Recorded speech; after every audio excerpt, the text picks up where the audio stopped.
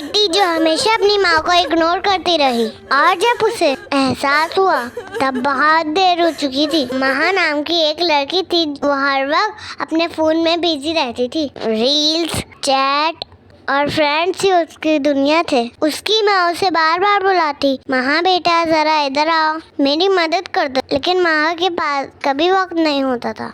वो कहती अभी नहीं मम्मा, मैं बिजी हूँ, और फिर से फोन में खो जाती।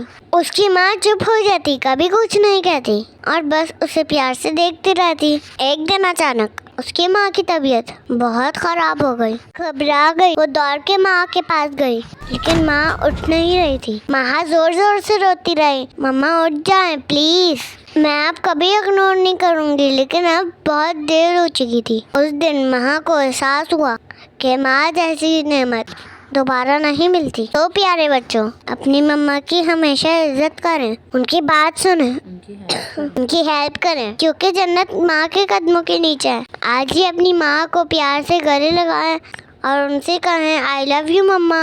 अगर आपको हमारी वीडियो पसंद आए तो लाइक, शेयर और सब्सक्राइब ज़रूर करें।